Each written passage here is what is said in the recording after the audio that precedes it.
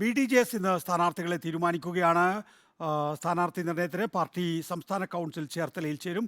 കോട്ടയത്ത് പാർട്ടി അധ്യക്ഷൻ തുഷാർ വെള്ളാപ്പള്ളി മത്സരിക്കും. തുഷാർ വെള്ളാപ്പള്ളി NSS ആസ്ഥാനത്തെത്തി ജനറൽ സെക്രട്ടറി സുകുമാരൻ നായരുമായി കൂടിക്കാഴ്ച നടത്തുകയാണ്. ചാലക്കുടി സീറ്റിൽ BDJS തന്നെ മത്സരിക്കുമെന്ന് തുഷാർ വെള്ളാപ്പള്ളി അറിയിക്കുകയും ചെയ്തു.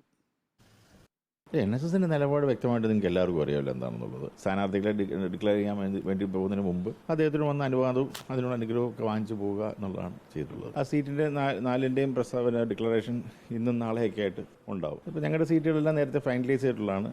ഇന്നിപ്പോൾ സംസ്ഥാന കമ്മിറ്റി ഉണ്ട്, അതിന് ശേഷം ഡിക്ലെയർ ചെയ്യും. ചേച്ചി വരുന്നതുകൊണ്ട് തീർച്ചയായും കാര്യം പിന്നെ കേരളത്തിൽ ഒരു വലിയ വാർത്ത ഉണ്ടാകുമെന്നുള്ള കാര്യം സംശയമൊന്നും വേണ്ട. പക്ഷേ എത്ര ഫോളോവേഴ്സ് ഉണ്ടോ എന്നുള്ളതൊക്കെ പിന്നെ കണ്ടറിയേണ്ട കാര്യമാണ്. BJP സംബന്ധിച്ചോളം പിന്നെ ഇത് പറയുന്ന കോൺഗ്രസിലുള്ള നേതാക്കന്മാർ പലരും വന്നുകൊണ്ടിരിക്കുകയാണ്. ഇനിയും കൂടുതൽ ആൾ വരും എന്നുള്ള കാര്യം സംശയം വേണ്ട. കുറേ കൂടെ അടിത്തറയുള്ള നേതാക്കന്മാർ പിന്നെ BJPയിലേക്ക് വരണം. അങ്ങനെ ആവശ്യപ്പെട്ടിട്ടുമില്ല.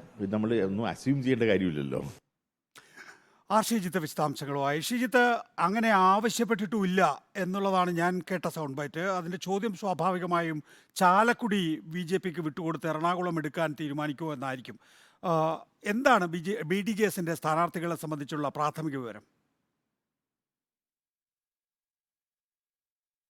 നികേഷ്, ദേശീയ ജനാധിപത്യ സഖ്യത്തിലെ സീറ്റ് വിഭജനത്തിൽ 4 സീറ്റുകളാണ് BDJSനായി നീക്കിവച്ചിരുന്നത്. ചാലക്കുടി, അതോടൊപ്പം തന്നെ ഇടുക്കി, കോട്ടയം, മാവേലിക്കര. 5ാമതൊരു സീറ്റ് കൂടി BDJS ആവശ്യപ്പെട്ടെങ്കിലും അതിന് BJP അംഗീകരിച്ചിട്ടില്ല.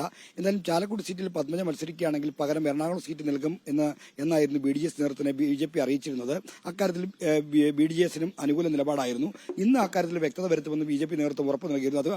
അതായിരിക്കണം ഒരുപക്ഷെ തുഷാർ വെള്ളാപ്പള്ളി ഇപ്പോൾ പെരുന്നയിൽ പറഞ്ഞിരിക്കുന്നത്. എന്തായാലും BDJSന്റെ സംസ്ഥാന കൗൺസിൽ യോഗം അല്പസമയത്തിനകം ചേർത്തലയിൽ ആരംഭിക്കുകയാണ്. ഈ കൗൺസിൽ യോഗത്തിൽ 4 മണ്ഡലങ്ങളിലെയും സ്ഥാനാർത്ഥികളെ സംബന്ധിച്ച തീരുമാനമെടുക്കും. ഔദ്യോഗിക പ്രഖ്യാപനം ഇന്ന് ഈ ആലപ്പുഴയിൽ ഉണ്ടാകില്ല, മറിച്ച് നാളെ BJP സംസ്ഥാന നേതൃത്വത്തിനൊപ്പമായിരിക്കും സ്ഥാനാർത്ഥി പ്രഖ്യാപനം സൂചനകളാണ് പുറത്തുവരുന്നത്. എന്തായാലും കോട്ടയത്ത് പാർട്ടി അധ്യക്ഷൻ തുഷാർ വെള്ളാപ്പള്ളി തന്നെ മത്സരിക്കും. തുഷാർ വെള്ളാപ്പള്ളി ലോക്സഭാ തെരഞ്ഞെടുപ്പിൽ മത്സരിക്കണം എന്നത് BJP നേതൃത്വത്തിന് കൂടി താല്പര്യമാണ്. അത് കണക്കിലെടുത്താണ് തുഷാർ കോട്ടയത്ത് മത്സരിക്കുന്നത്.